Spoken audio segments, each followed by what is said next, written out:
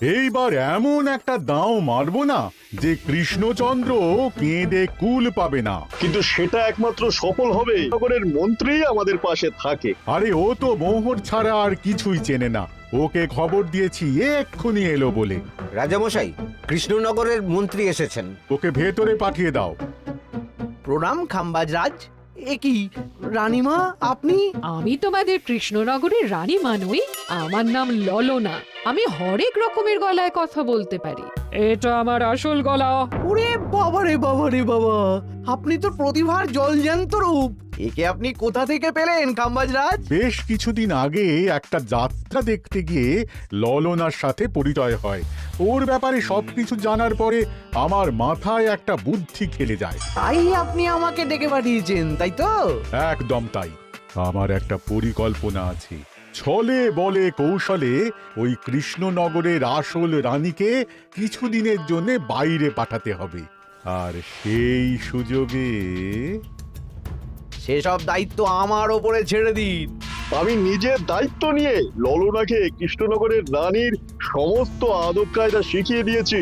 এখন শুধু আমি বাকি ব্যাপার নিয়ন্ত্রণ করব। এখন মহারাজ বাৎসরিক হিসেব নিয়ে ব্যস্ত, তাই রানীমা চলে যাবেন আর তার বদলে ঢুকবে ললনা দেবী। তাহলে আর দেরি কেন? আজ রাতেই বেরিয়ে পড়ো। আর যদি আমার পরিকল্পনা অনুযায়ী এগোতে পারো, তাহলে কিছুদিন পরে তুমি হয়ে উঠবে কৃষ্ণনগরের রাজা। আমার কত দিনের আশা। চলুন তাহলে। হ্যাঁ চলুন, রাজবাড়ির বাকি ব্যাপার যেতে যেতে বুঝিয়ে দেব। রানীমা কিভাবে কথা বলেন, কাকে কি বলে ডাকেন, রাজবাড়ির কোথায় কি আছে সব।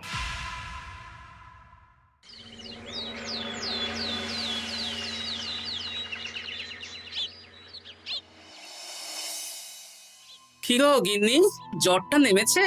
এই জ্বরটা কমেছে, কিন্তু শরীরটা খুব দুর্বল গো। তুমি পারলে ভাতটা রান্না করে রাজবাড়ি যাও, আমি বেলার দিকে এই কিছু একটা তরকারি করব। না না গিন্নি, তোমাকে এই শরীরে রান্না করতে হবে না। আমি তরকারির সবজি কুটে রাখছি। হ্যাঁ, ওই পুটির মাকে বলে রাখবো, ও এসে রান্না করে দেবে। তাহলে তো ভালোই হয়, জ্বরে একেবারে শরীরটা দুর্বল করে দিয়েছে গো। হ্যাঁ, তুমি বিশ্রাম নাও গিন্নি, আমি রান্নাঘরে যাই। কি গোপাল আজকে এখনো এলো না? ও কোনোদিন সময় এসেছে মহারাজ? ওকে তাড়িয়ে আপনি একটা কাককে রাজসভায় রাখলেও সে সময়ে আসবে। না, আসলে গোপালের গিন্নির খুব জ্বর, আমি দেখে এসেছি। তাই হয়তো ওর গিন্নির সেবা শুশ্রূষা করতে গিয়ে গোপালের দেরি হচ্ছে। তোমাকে আর গোপালের হয়ে কাসুন্দি গাইতে হবে না। এই তোমরা থামো তো। একটু দেরি হয়ে গেল মহারাজ। আসলে গিন্নির খুব জ্বর, তাই কিছুটা রান্না করে এলাম। আচ্ছা আচ্ছা আচ্ছা, তা এখন তোমার গিন্নির শরীর কেমন আছে? আগের থেকে ভালো আছে মহারাজ, জ্বরটা কমেছে, কিন্তু শরীর খুব দুর্বল। বেশ বেশ, একটু যত্নআত্তি করো। যাই হোক, আজকে সারা বছরের খরচের হিসেব আর আগামী অর্থনৈতিক বছরের প্রকল্প নিয়ে আলোচনা হবে। আলোচনা শুরু করা হোক। বিগত অর্থনৈতিক বছরে বিভিন্ন খাতে মোট খরচ হয়েছে 15,700 মোহর, আর বিভিন্ন কর বাবদ উপার্জন হয়েছে 22,000 মোহর। তাহলে তো মহারাজ ভালোই লাভ হয়েছে। এবার আমাদের দিকে একটু নয়ন মেলে তাকালেই হয়। সেসব তো দেখবই, কিন্তু তার আগে আমি মন্ত্রীর সাথে বিগত বছরের সব খরচ নিয়ে হিসেবে বসবো। হ্যাঁ, বেশিরভাগ দায়িত্ব তো মন্ত্রীমশাইয়ের কাঁধেই থাকে, তাই উনি কোনো হিসেবে জল দিয়েছেন কিনা সেটাও পরখ করে নেওয়া যাবে। এত কাজের চাপ যাচ্ছে কদিন, শান্তিতে ঘুমোতেও পাচ্ছি না। মন্ত্রী, তুমি আজ বিকেলে রাজবাড়িতে চলে এসো, বিগত অর্থনৈতিক বছরের হিসেবগুলো একবার দুজনে বসে মিলিয়ে নেব। আচ্ছা মহারাজ, যা করার তাড়াতাড়ি করে নিতে হবে। এখন দেরি করলেই এই বছরের প্রকল্পগুলো শুরু করতে দেরি হয়ে যাবে। মহারাজের জয় হোক। বলো প্রহরী, তুমি কি কিছু বলবে? মহারাজ, একজন কালো চাদর মুড়ি দেওয়ার লোক এলেন আর আমার হাতে এই চিঠিটা ধরিয়ে দিয়ে চলে গেলেন। এই গরমে চাদর মুড়ি? অদ্ভুত লোকটা। কি রে বাবা? সর্বনাশ! কি হলো? তোমাদের রানীমার জ্যাঠামশাই খুব অসুস্থ, তাই পরিবারের সবার সাথে দেখা করতে চান। ও মা গো! আজ সভা এখানেই শেষ। এইবার শুরু হবে আসল খেলা। কি বলছেন মহারাজ? হ্যাঁ রানী, আমাকে এক্ষুনি জ্যাঠামশাইয়ের কাছে যাওয়ার বন্দোবস্ত করে দিন মহারাজ। কিন্তু রানী, তোমার জ্যাঠামশাইয়ের বাড়ি কৃষ্ণনগর থেকে ঘোড়ার গাড়িতে গেলেও তো 1.5 দিন সময় লেগে যাবে। এদিকে আমার এত কাজের চাপ। আপনি বরং কয়েকদিন পরে আসুন, আমাকে এক্ষুনি যেতে হবে মহারাজ। বেশ বেশ, আমি তোমার যাওয়ার ব্যবস্থা করছি। সাবধানে যেও রানী, আমি 2-3 দিনের মধ্যেই আসছি।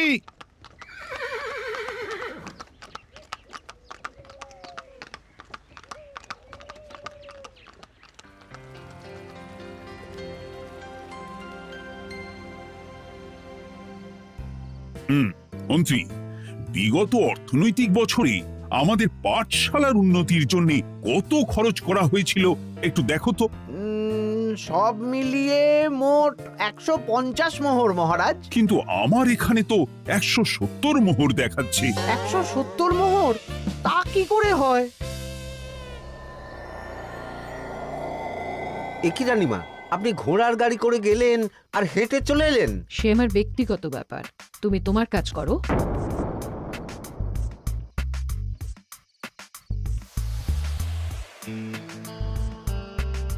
এ কি রানী, তুমি চলে এলে? আমার শরীরটা খুব একটা ভালো লাগছে না মহারাজ, পেটটা কামড়াচ্ছে।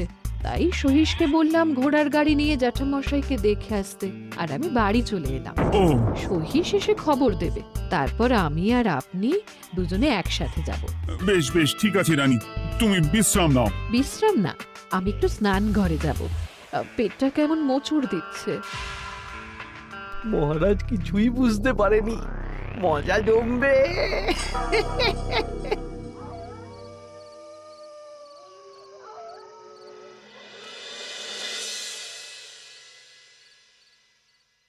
এ কি রানী, তুমি তোমার সব গয়না গাটি বের করছো কেন? আমার আর এই পুরনো নকশার গয়না পছন্দ নয় মহারাজ। ভাবছি কালকে সকালবেলা এই গয়নাগুলো শ্যাকরাকে দিয়ে শহুরে নকশায় নতুন গয়না বানাবো। কিন্তু এগুলো তো তোমার সবই পছন্দের গয়না। কিন্তু মহারাজ, আমি ভেবে দেখলাম এই গয়নাগুলো সবই বড্ড ভারী গয়না। আমি শহুরে আধুনিক নকশার হালকা গয়না পরবো।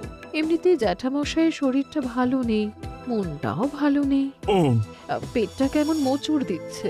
আমি আরেকবার স্নান ঘরে যাব।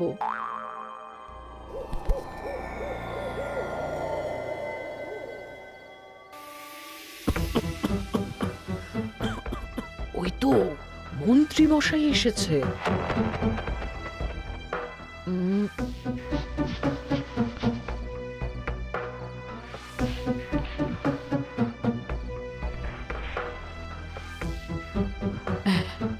এই রাজ্যে গোপাল আমার শত্রু, কালকে থেকে গোপালকে খাটাবে।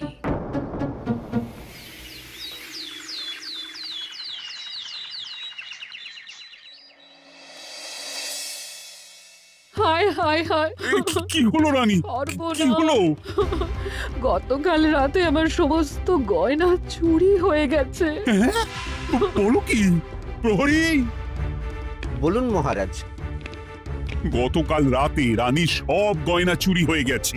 তুমি আরেকজনকে নিয়ে এক্ষুনি খোঁজ করা শুরু করো। যথাজ্ঞা মহারাজ।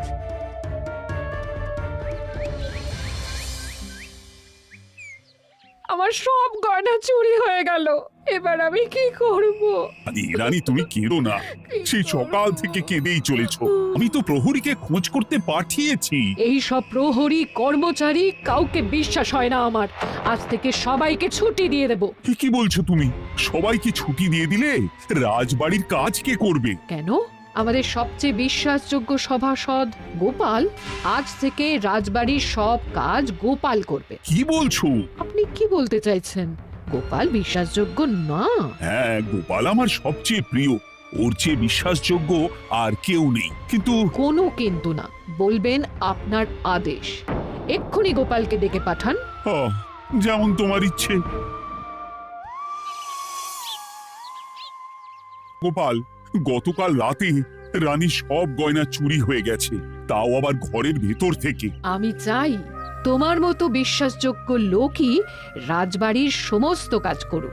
মানেটা ঠিক বুঝতে পারলাম না রানীমা। মানে আমি রাজবাড়ির বেশিরভাগ কর্মচারীকে ছুটি দিয়ে দিচ্ছি, তার বদলে রাজবাড়ির কাজ করবে তুমি। কিন্তু কোনো কিন্তু না। রাজসভার ভাড়ামো অনেক হয়েছে, এবার থেকে তোমার কাজ বাসন মাজা, ঘর মোছা, কাপড় কাচা, পুরো রাজবাড়ি ঝাঁট দিয়ে পরিষ্কার করা। এই সেরেছি। যাও, রান্নাঘর থেকে বাসন নিয়ে পুকুর পাড়ে গিয়ে বাসন মাজবে। এ কি গোপাল, রাজসভা থেকে সোজা পুকুর পাড়ে? এ কি হয়েছে নাকি? খুব হাসি পাচ্ছে না? হাসি তো পাবেই, নতুন রানীমা আসার পরে তোমার এই হাল করে ছেড়ে দিল। নতুন রানীমা? না, আসলে ঘটা বলতে চাইছে রানীমা তোমাকে নতুন চাকরি দিয়ে এই হাল করলো। ও যা হয়েছে ভালো হয়েছে, আমার পেছনে না লেগে নিজের কাজ করুন যান। কোথায় কি বলতে হয় জানিস না নাকি? অভ্যেস নেই তো, তাই মুখ ফসকে বেরিয়ে গেছে।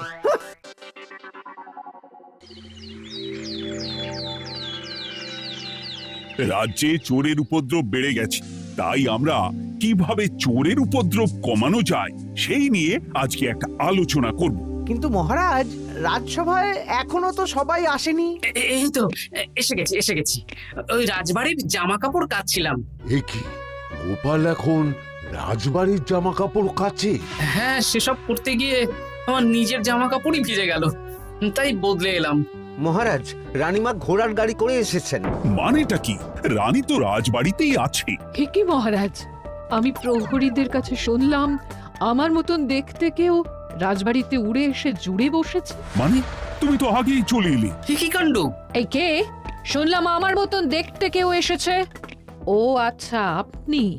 তা কি চাই আপনার? বোঝো কাণ্ড, একরকম দেখতে একরকম গলা, এ বলে আমি আসল, ও বলে আমি। হায় হায় হায়, আসল নকল বোঝাই দায়। একটা নয়, দুটো রানী। আমার জ্যাঠামশাই একদম সুস্থ। এই মহিলা নিশ্চয়ই ভুয়ো চিঠি দিয়ে নিজের রাজবাড়িতে ঢোকার সুযোগ খুঁজছিল। একদম বাজে কথা বলবেন না। আপনি কে সত্যি করে বলুন। সমস্যা সমস্যা, ঘোর সমস্যা। আমার কোনো পাণ্ডিত্য দিয়ে বুঝতে পারছি না কে আসল আর কে নকল। আমি আসল, বিশ্বাস করুন।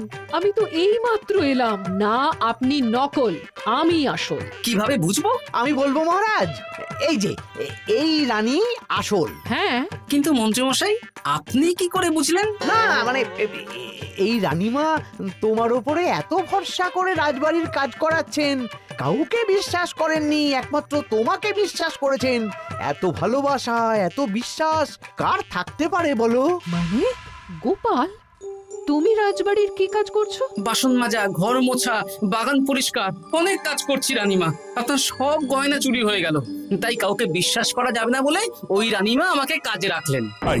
এই ওই বন্ধ করে একটা উপায় বের করো। বেশ বেশ, আমি ধরে নিচ্ছি দুজনেই আসল। তাই আপনাদের দুজনকে আমি পরীক্ষা নেব, দেখব কে উত্তীর্ণ হন। তাই নাও। আপনারা দুজনেই তো সেনাপতিকে চেনেন, বলুন তো সেনাপতির আসল নাম কি?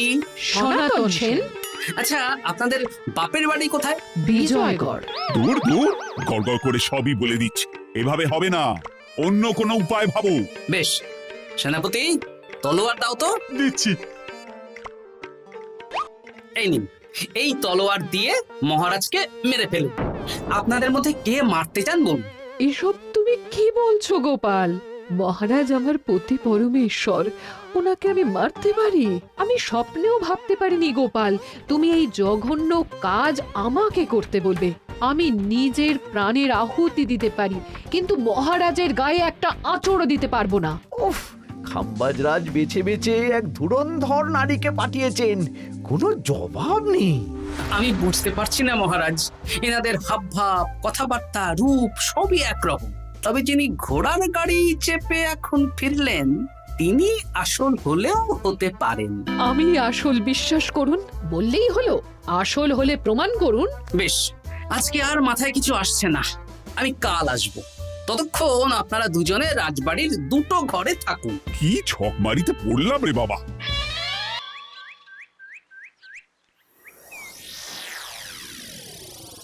ললনা একদম তৈরি হয়ে এসেছে। দারুণ মজা হচ্ছে বলুন। এবার শুধু একবার আসল রানীকে সরিয়ে ললনা যদি রানী হয়ে যায়, তাহলে রানীর গয়নার মতন সব আমার হাতে চলে আসবে।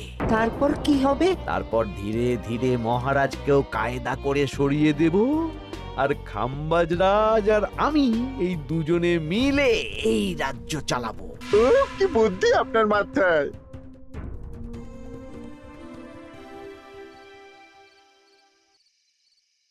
বলছি শোনো না, আমার শাড়িটা একটু ছিঁড়ে গেছে গো।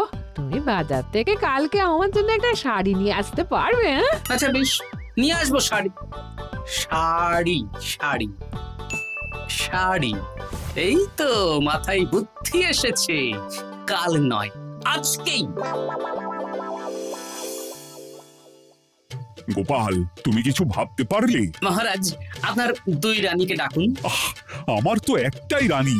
ওই হলো মহারাজ, আসল নকল দুজনকেই ডাকুন। কই গো, একটু বাইরে এসো। বলুন মহারাজ, আপনি ডাকছেন? আচ্ছা, আমি দুটো শাড়ি নিয়ে এসেছি, লাল শাড়ি আর নীল শাড়ি। এই দুটোই মন্ত্রপুত শাড়ি, এক সিদ্ধ পুরুষ দিয়েছেন। কে তিনি? না, সেসব এখন বলা যাবে না, তবে এই শাড়ি দুটো একটা একটা করে ওনাদের দিয়ে দিন। এবার আমি এই শাড়ির বিশেষত্ব বলি। হ্যাঁ বলো গোপাল, বলো। আপনারা দুজনেই আজ রাতে এই শাড়িটা পরবেন, সারা রাত পরে থাকবেন। এই শাড়িগুলো 12 হাত মাপের শাড়ি। আগামীকাল সূর্যোদয় হওয়ার পরে যার শাড়ি 4 হাত কমবে সেই হবে আসল রানী। আচ্ছা বেশ, তাহলে তোমরা দুজনেই এই শাড়ি পরে থাক। কাল সকাল সকাল রাজসভা বসবে, তখন তোমাদের শাড়ি গোপালের কাছে জমা দিও। আচ্ছা। আমি যে নকল সেটা বুঝতে দেওয়া যাবে না। কি করে এই শাড়িটা 4 হাত কেটে ফেলে ওই তো ফল কাটার ছড়ি কেটে ফেলো। কালকে আবার মজা হবে।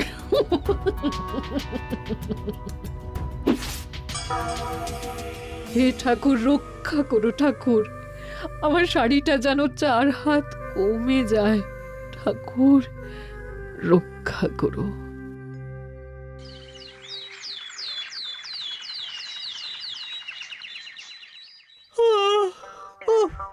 এত সকাল সকাল রাজসভা, দূর, ভালো করে ঘুমটাও হলো না। আমি তো ঘুমোইনি, চিন্তায় ঘুমই আসেনি। কই গো, তোমরা এসো। এই নিন আমার শাড়ি, এবার মেপে দেখুন, এটা 4 হাত কমে গেছে। এই দেখুন মহারাজ, বিশ্বাস করুন আমি আসল, কিন্তু এই শাড়িটা সারা রাত পরে থাকা সত্ত্বেও 4 হাত তো দূর, 4 আঙুলও কমেনি। লাল শাড়িটাই ছোট মনে হচ্ছে। তাহলে তুমি আসল? উফ, বাবা, বাঁচা গেল। আয়, কে আছো? এই নকল রানীকে কারাগারে বন্দি করো। দাঁড়ান মহারাজ, বন্দি করতে হলে যার শাড়ি 4 হাত কমে গেছে তাকে বন্দি করুন। কেন? আমার শাড়ি তো 4 হাত কমে গেছে। শর্ত অনুযায়ী যে আসল তার শাড়ি তো 4 হাত কমবে না। আপনি ধরা পড়ে গেছেন নতুন রানীমা। এগুলো কোনো মন্ত্রপুত শাড়ি নয়, এগুলো আমার পরিকল্পনার প্যাচ। আপনি নিশ্চয়ই নিজেকে আসল প্রমাণ করার জন্য শাড়িটা কেটেছেন। না মানে, না না না, তাহলে কমলো কি করে? না মানে হয়ে গেল। সত্যি গোপাল, তোমার বুদ্ধির জবাব নেই। গোপাল, তুমি আমাকে বাঁচালে। এই যে নতুন রানীমা, চুপ করে কেন? ওকে আমি কারাগারে গিয়ে বেত মারছি, তাহলেই সব বলবে। বল, কে তুই বল? আসলে মানে আমার নাম ললনা। আমি যাত্রাপালা করি, অনেক রকম গলায় কথা বলতে পারি। কদিন আগে খাম্বাজ রাজ আর এই মন্ত্রী মশাই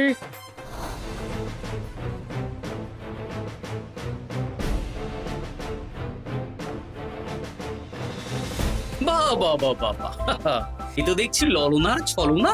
তার মানে রানীমার গয়না ওগুলো তো সব মন্ত্রীকে দিয়েছি, জানলা দিয়ে কাপড়ে পেঁচিয়ে নামিয়ে দিয়েছি। মন্ত্রী, তোমাকে আমি শুলে চড়াবো। ভুল হয়ে গেছে মহারাজ, আমাকে ক্ষমা করুন। প্রাণে মারবেন না, সব গয়না ফেরত দিয়ে দেবো মহারাজ। তুমি শত্রু রাজ্যের প্ররোচনায় এত বড় ক্ষতি করতে চেয়েছিলে? ক্ষমা করুন মহারাজ, ক্ষমা করুন। সেনাপতি, মন্ত্রীকে 1000 বার বেত্রাঘাত করো। আর এই ললনার কি হবে? আমি অনেক দিন ধরে বাড়িতে একটা কাজ করার লোক খুঁজছি, ওনাকে পাঠিয়ে দিন। আমার গিন্নি শুয়ে বসে থাকবে আর উনি খাটবেন। নয়, হ্যাঁ, ললনার ছলনা ভেস্তে গেল।